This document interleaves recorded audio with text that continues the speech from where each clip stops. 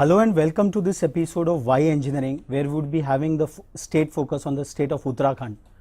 Today, while we are recording this episode, we also mark the first anniversary of the tragic tragedy which happened last year in the state of Uttarakhand near the holy shrine of Kedarnath, which forced the entire engineering community to think about ways and means of tackling the fury of nature.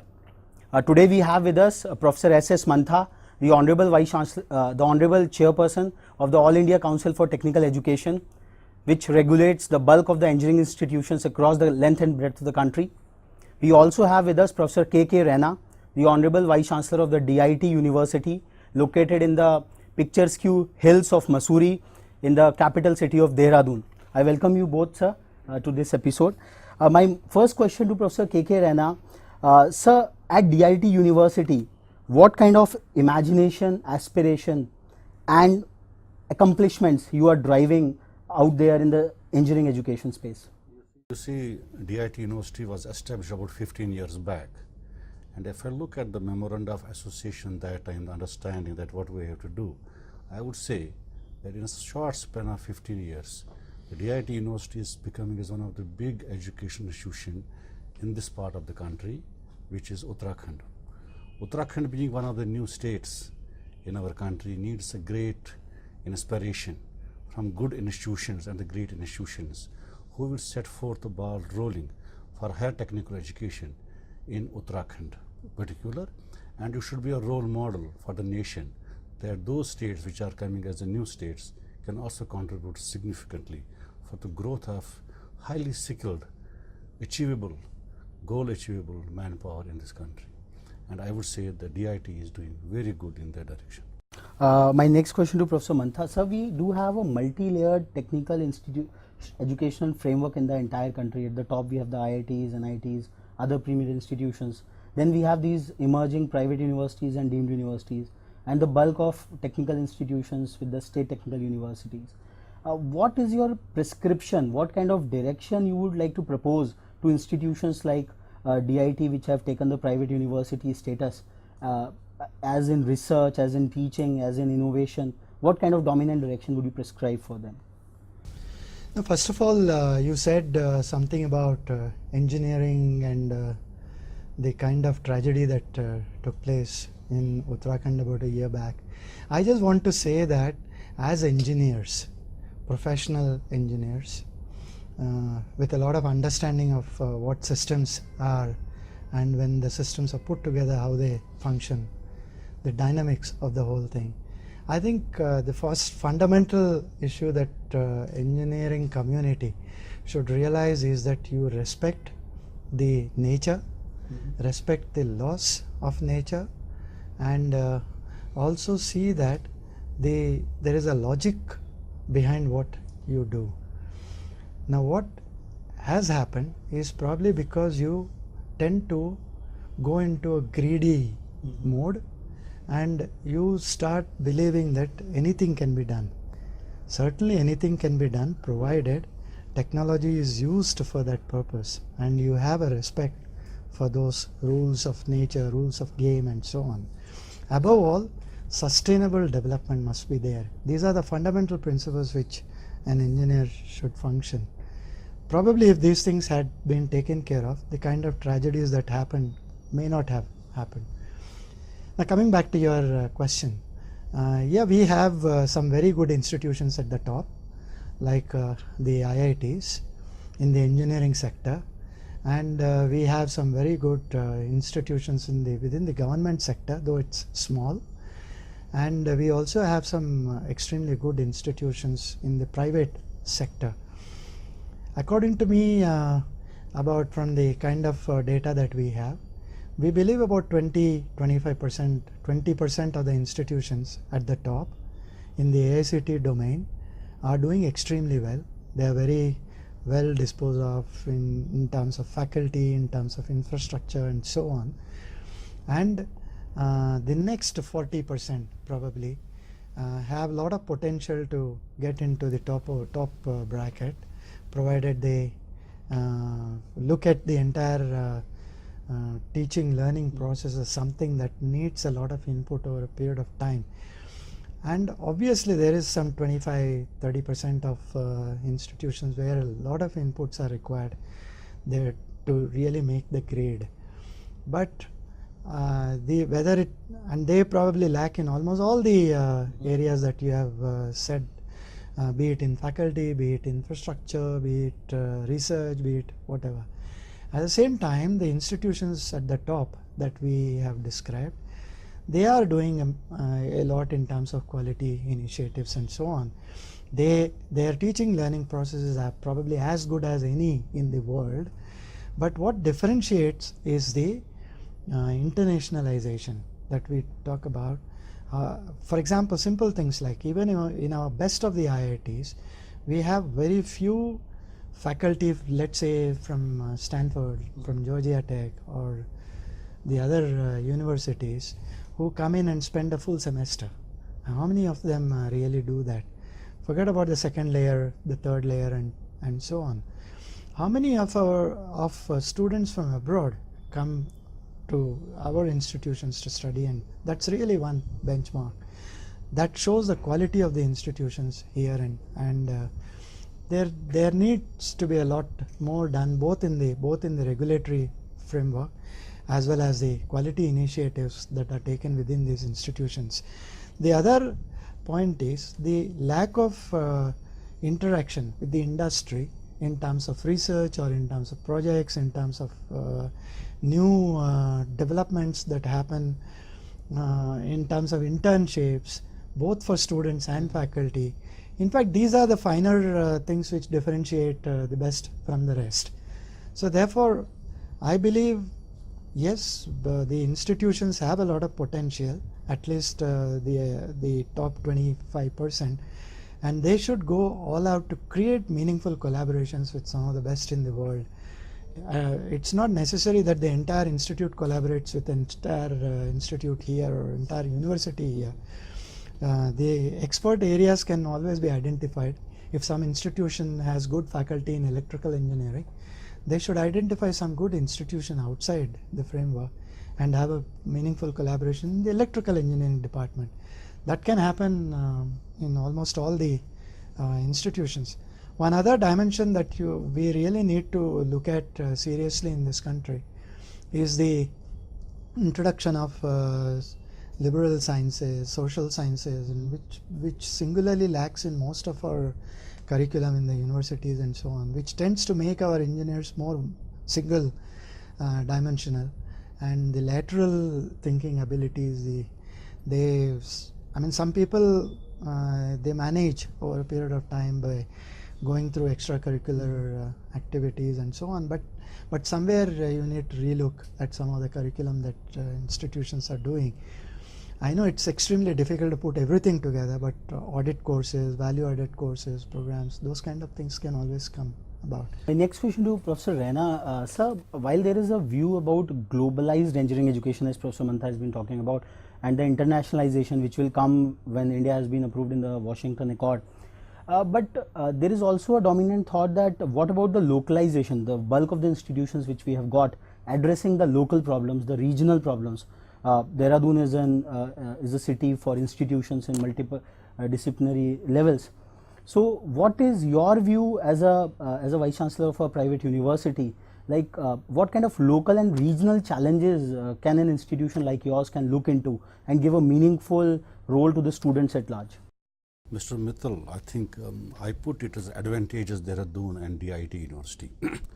Dehradun is surrounded by good institutions, prestigious, whether it is DRDO labs, whether it is a military academy is there. We have the CSIR labs in the periphery. We have remote sensing institution of the country in that area.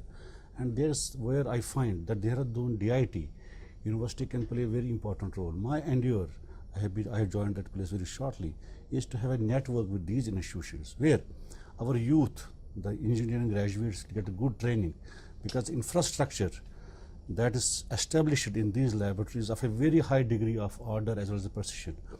Good quality instruments are put in place. Unless and until we expose our graduating students there, I think it is no purpose to have such great facilities. There is where we find a public-private partnership coming into place, PPP. And there's one more point. The Uttarakhand is not industrially very rich, but there are pockets. Bharat Heavy Electrical Limited, BHEL, is one of the big industries, electrical engineering industry, which is in the close by. So we are trying to have tie-up with them as well, so that our students get trained in these institutions. That is the inclusiveness. See, if I am very good at catering to the socio-economic aspects of my region, I think that is one of the significant things. And then diversify. And diversification has no limit. We come out from that place, go to the rest of the country, and then go globally. But it's a process. See, many things in this country cannot happen in a day. We have great resources, how to encourage them. Civil engineering can play a very significant role in the state like Uttarakhand. Mechanical engineering can play a significant role. Remote sensing, the disaster you mentioned, that, you know, it is, I would say, with all the respect to those people who lost their lives in that very tragedy, I think if we would have the disaster mitigation in place that time, probably we would have saved much more than we lost, but it was not there. So I think it puts us as a challenge, and when there's an opportunity to think about challenge comes, I mean the challenge new opportunities do perceive. So I am looking at that way, DIT can play a very important role. If you look at the DIT view, we have very good civil engineering department, we have very good mechanical engineering department, we have very good IT sectors, computer engineering. I would say the state of the art. We also cater to the petroleum engineering because we have IIP very close by.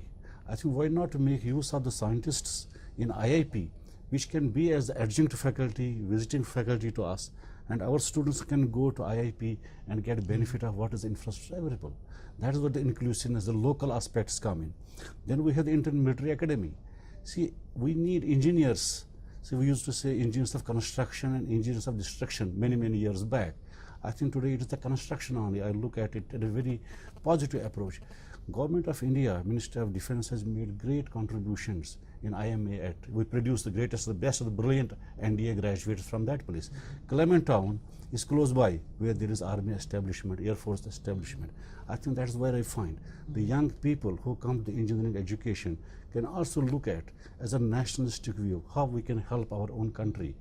DRDO is an establishment which has to be, I would say, self-sufficient, and Indians have that capability and potential to do all that things. So if Indians, Indian diaspora can do much better in NASA and various laboratories in the United States of America, I would say the motherhood comes first. They can contribute significantly. And that is where I find a challenge and opportunity, because if you look at the CERT, we have strengths. Institutions have weaknesses too. Country has weaknesses too, isn't it? How to convert that weakness into greatest of challenges and find opportunities to work with them. That is what is my endeavor to be as a part of the DIT University family and heading and spearheading the institution into the right direction. Professor Mantha, these standalone efforts of integrating and networking with the existing layer where engineering talent pool can be absorbed and further value can be created for national resurrection. Do you envisage a policy doctrine in this regard on a national level? As you said that 60% of the AICT framework institutions have the potential in them. So something which can be pushed nationally so that the other existing layers, like the way it's in Dehradun, it can be integrated in other parts of the country as well. Yeah, certainly as a concept, as an idea, one can always try that. But before doing that, primarily, all these institutions will need to use technology at a very large scale. You know, for example, they will need to get at massive teacher-assisted learning programs. Like for example, why not use NPTEL content in a large way? Why not use MOOCs wherever the courses are available? Today there are more than 250 courses available in technology and engineering. I believe a lot of teacher training programs are required, a lot more augmentation of existing labs are required. Before going into discussion on layered institutions and their networking, what I believe is there needs to be a cluster arrangement going on to start with. For example, there are at least 10-12 colleges within a radius of 30, 40, 50 kilometers in many places. Why not these colleges come together and share the best practices. And why not? I mean, a college should have its full complement of teachers, but nobody says that a teacher, for example, from A college, go and spend one full semester in a B college, and similar thing happening in the other places. So you network within the radius of the colleges, which can cluster together, and that will bring in better practices, best within those institutions.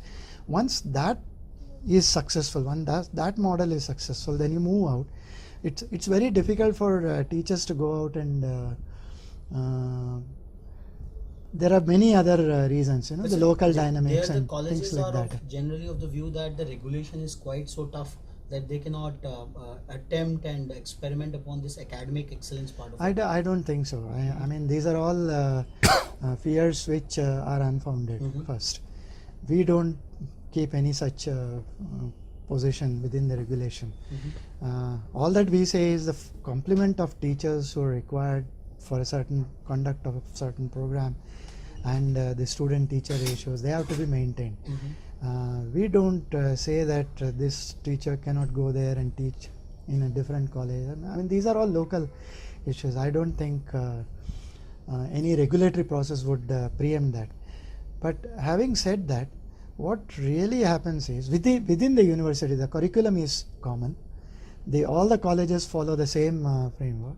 So a local clustering is perfectly feasible, and the students will get the benefit of hearing different teachers from different places. The teachers gain because they get into a different environment, look at different set of students, and so on. This need not happen at all subjects and all courses level. What can happen is, for example, you identify thermal engineering, and why not a teacher from a good government institute go and teach for one full semester in a private institute, and similar thing happening So the other way searching around. for localized moves or localized interactions. Absolutely. I mean, that is very these innovations have to happen in future. In addition to all this, one should look at using technology in a very big way. Of course, technology requires a lot of infrastructure to be in place. A lot of downstream equipment is required, a lot of upstream equipment is required. When you increase the numbers, when you want to reach out to larger numbers, a good teacher sitting at some place, his lectures can be beamed. It's easy saying that, but making it happen, you need a lot of technology to be put in place. So those things are available today. What is lacking is probably a will and a commitment and a passion to do that. So I believe in future, to maximize the returns, to use this technology as a force multiplier, you really need to bring these things together. That's the way quality will grow. Professor Rana, Professor Mantha talked about like the lack of the commitment and the willpower to upend the engineering education space. So on one side of the spectrum, we really do have the academic push of it, where academic excellence will push a lot of things forward.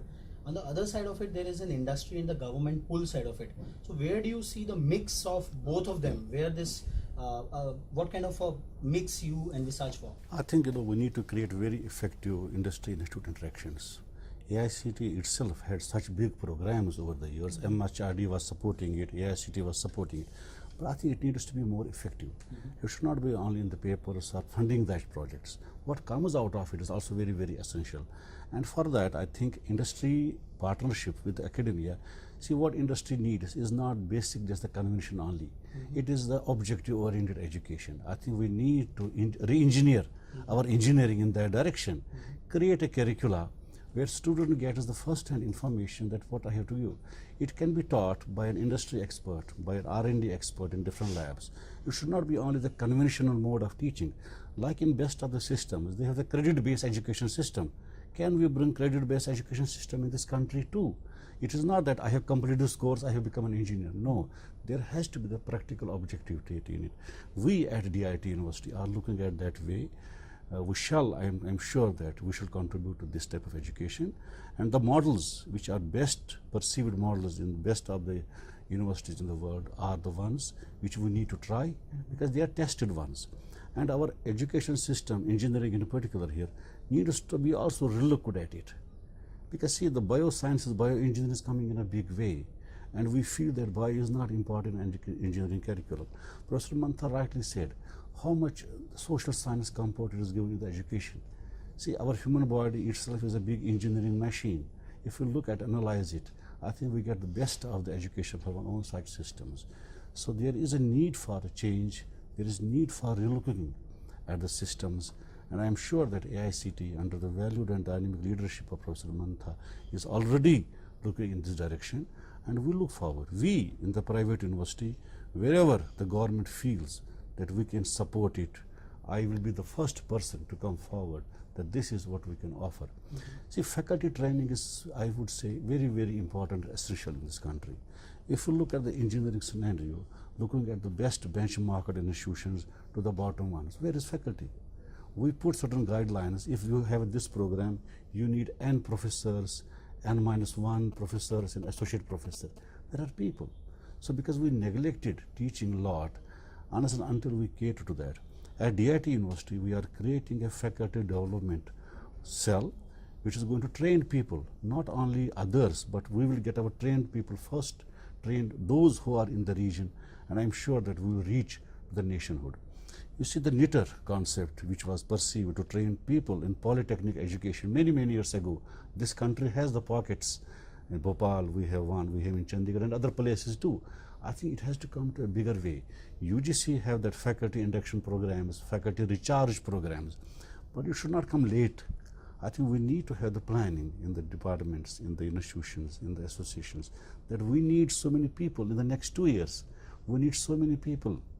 If you look at the architecture, engineering programs, where are people at the senior level in architecture? Because they start their own consultancy works and get much more. So we need to look at the pay scales, pay structure, giving them the best of the life, and I think, I'm sure their expertise can be utilized. It is possible, Mr. Mithil. I think we can do, and we have capacity to do, we have will to do, and this country, which is going to be the youngest country in the globe, I think we have to provide opportunities. Why engineering only? Why not others? Today, a student is at the crossroad, whether I should go to engineering and which engineering. Should it be the soft skill engineering or it should be the hardcore engineering? I would say this nation has resources which provides great opportunities to go to all fundamental areas of engineering. The rest is the offshoot, isn't it? And then look at the social sciences also. How long you can have engineering vertical in this country? The 31 year below population is growing day by day. I think AICT, UGC and institutions like ours at DIT University have to think, devise, design programs where student feels, if I did not get a branch in engineering, but there's an alternative. Today he does not see any alternative. That's why there is a rush in engineering. What is the role of the commerce? What is the role of doing social sciences? Technical arts, I think that's very, very important. The Trinity model of education, Trinity in Dublin, they have a very, very good and successful social sector model for engineering programs, and it's the best. We need to look at it. I think we need to look beyond the prism and see that how Indian education system matches the best of the world. It is not only saying that, we do not come in 200 top, we do not come in 500 top universities. And those who are there, how long they have been there, and what type of education models do they have? Look at it, that can in India we identify institutions where we can see that what is the model here, what is the model here. That is the step uprise. And we need to create an educational environment in this country which is broad-based. And then pinnacle is where we have the perfectionist there. And I am sure that we can do it. At DIT, I would say with authenticity as well as commitment to the systems of higher education, that we are in the process of achieving that. And faculty training is going to be very, very significant. Mr. Mantha, one of the dominant concerns of AICT has been to ensure the bottom line academic quality and rigor of the engineering institutions as such. But engineering education impacts the economy in a direct fashion, and the fast pace of a globalized era, things are happening. So how do you see a industry pull kind of an educational system where, for example, India is importing 35,000 crore worth of mobile phones itself? So what kind of curricula, when we have 212 courses of engineering, where even an agriculture and an agricultural engineering are two different disciplines. So in that framework, what larger role you see for regulators like AICTE in that domain? Absolutely. I mean, today most of the curriculum, if you compare with the global curriculum, 70%, I would say even 75% of engineering curriculum, whatever branch you talk about, is the core curriculum, and that would be the same the world over. The teaching delivery process, the teaching learning process could be different in different places, but the core remains the same. What makes different institutions different is that remaining 20%, 20-25%, the way you handle, the way you add new contemporary issues relating to industry, relating to research, relating to development, relating to innovation, and so on. So that's one aspect. Now when you look at the kind of relationship or the interface that you have with the industry, I feel a lot more needs to happen in the future, say within the engineering education. Today, there are also reports which say 25% employable, 30% employable, all those kind of things. Though there are obviously there are problem areas in quality. You can't expect quality to exist end to end. There will be obviously quality at the top, then you will have some potential for quality, then you will have poor. It happens in every profession, but this profession, like you so rightly said, is connected directly with the industry and the kind of interface that it needs to have with the industry. Very little, you also refer to the mobile phone as an example. It's so true. What should happen is, every institution of ours, the best ones included, they do research which is teacher centric. The teacher, the faculty there is interested in a certain area. For example, a certain faculty in mechanical engineering is interested in micro machining. So he keeps doing a lot of good work in that area, publishes papers in that area. But as an institution, the research that is happening in mechanical engineering department, the electrical, the civil, the computers, it's absolutely teacher driven, teacher centric. It's not towards creating anything tangible at the end of the day. So therefore, we need to refocus the whole thing, create Fraunhofer kind of institutions where you have a institution which acts as a lead center, which creates smaller units around it, which are actually the extension arms of the industries, which do research in specific areas. They are all sitting on the same campus with the institution which is playing the lead role. Now you identify institutions outside this space which are good in electrical, you handpick them, which are good in mechanical, which are good in computing, controls, and so on. Then you handpick the industries which have those centers on the campus, and you take a product. For example, we have been talking to the EME schools, the defense establishments, and so on. They have given 4-5 products like the automated guided vehicle, light combat vehicle, the weapon systems, and so on. Now these are products. So very seldom our research aims at creating a product, creating process improvements. They talk about niche area research, which is just in a larger sense, it adds to value, but it doesn't create products. So therefore, in this Fraunhofer kind of model, you identify, for example, a light combat vehicle.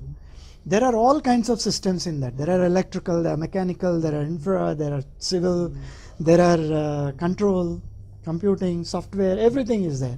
So you knock that down on the subsystem level. I involve each of those subsystems with one of the colleges and one of the industries, and give them specific targets of creating the subsystem back. The central institution around which these research establishments have been created, they act as the critical mass, they create the critical mass, and they look at putting them, aggregating all these Professor subsystems Mantha has together. put it really fabulously, And the vision. that is how the productization should happen. So therefore So how it will be championed? my Like, understanding this is, is a fantastic model, but this government, this new government has got a lot of innovation. Absolutely, By I having mean- MOSs integrated the ministries. I think We can play MSME, a- DST, others will have a lot of role to play with MHR. Absolutely. Absolutely. Yes, yes. we are also talking to DRDO, the CSIR labs, to make this happen, and we can certainly play a lead role. We have several good identified good institutions. We've been talking to the EME schools, which are the cutting edge institutions for training, and the best of the equipment is there with the EME schools. So I believe this whole model can be worked out for the four, five pilots that we want to create. And anything that acts as an import substitution, which adds value to the technology in terms of delivery in this country, is something that's very near to us. And all technical engineering education basically is an applied science, is concept driven. If your concepts are good, you become a good engineer. All the rest of the things are only add-ons. Fundamentally, you have to be a good engineer. But so that pull has That to has to somewhere come happen. from the establishment largely. Absolutely. I mean, the entire system has to be geared towards this. The entire innovation has to happen around these kind of models. Of course, the basic research, the fundamental research will continue to happen. There are institutions, there are people who will continue to do that. But we need to develop another set of research paradigm which is oriented towards productization, towards creating better processes, and towards creating systems which will make the internal energy grow in this technical education. For example, from China you get so much of, in fact in future, probably the conventional wars will not be those fought with arms and things like that. There will be economic wars. So we need to be one step ahead of that and create such products within our systems which will earn wealth for this country. Like India has funded 3 years and Red Army. That is how the pilot, job, that to is a how new great job deficit. creation will happen. That is how new opportunities for different jobs in different areas will happen. That's how the industry I grows. think Professor Raina, Professor Mantha has really given a larger national vision which will require the synergized effort of a lot of the line ministries at the government of Undoubtedly, India. yes. And where in the new government a lot of synergies would be coming through. But being a Vice Chancellor of a private university and being located in the state of Uttarakhand, which got into the global map because of the natural fury, what kind of plan you envisage out of your vast experience in research yourself for DIT University and for the state of Uttarakhand? What kind of research imaginations and focus areas you think that you can encompass across so that it creates a fantastic employability and a research ecosystem for the students? You see, we need to create the lab environments to the extent that students get motivated to innovate. And for that, our labs have to be well equipped. And there has to be an engineering at that level. I would say in the first year, when a student goes to the workshop, he does not know how to work with a lathe, but in due course of time, he understands it. There are students who are good in thought process, but we have a very large group of people in this country who need to work hand-on. And this hand-on needs to be given to the students at the first level. So for that, there has to be an investment. And I'm sure that the government of India, the way they look at it, the way Professor Mantha looks at it, has to also identify institutions in the private sector too, which needs to be nurtured and catered to. There could be the performance parameters which they may put at their levels, and it is our duty to see that we meet those preference objectives, and then they can support us. And there has to be also a kind of a matching between the thought process that come from the government, which we need to look at them very positively. And they have to also listen to the private sector too, that those are the institutions. He rightly said 25–30%. I think it is not a bad number to start with. Absolutely. It's a very good number. I'm sure, having seen DIT personally, I would say we fall in that number. And I think our support with the government. But there has to be a model that what we have to adopt for and how we can go ahead, where our input should be also taken care of while looking at the policies that the government of India frames. Because we may be a subset of a very bigger group, but this subset is also very, very significant in achieving the national goals of training manpower in the right direction. Mr. Mittal, you talked about the mobile phones. I think this country is the second largest country which purchases them. You rightly said it. But do we know how to operate it? I think that today's child is well versed with than we are. That means our training methodology should be looking at the proactive way, proactive approach, what is going to come in future. So for that, we have to train people first. The teachers need to be trained to give them the best of the inputs. And if it is a national mission for each one of us in this country to reach the objective of creating a product, lab to the industry, lab to the product, not that publish some data, it remains in the journals and it is a sadhan, a modus operandi of getting promotions. I think the future promotions in the engineering institution should be based on the technologies developed, innovated in those precincts of those very institutions. I am sure, Mr. Mittal, DIT will play a very significant role in this direction, and we will go hand in gloves with all the regulatory bodies, University Grants Commission, AICTE, MHRD, in meeting the mission of the nation of technology development. Let this be the era of Indian technologies to give to the globe under Professor Mantha's very, very great leadership. So here we come to the close of this episode of Why Engineering. I think there could not have been a better tribute to the natural fury which unleashed in the state of Uttarakhand last year than this episode of Why Engineering, where we saw Professor Mantha, the regulator of the higher technical education in the country, saying that the regulations of nature should be respected and adhered to, something which led to that unprecedented natural fury. On the other side of it, it seems that the entire higher technical education space of the country seems to be charged with a fantastic model of delivery, where Professor Mantha has really elucidated a fantastic vision of economy-driven education, where localized clusters of various layers of expertise can be integrated together. But obviously, as an academic, he has his focus on the core academic rigor and the excellence and quality of it. His idea of creating a fantastic localized sharing of intellectual capital at a local cluster level is something worth emulating.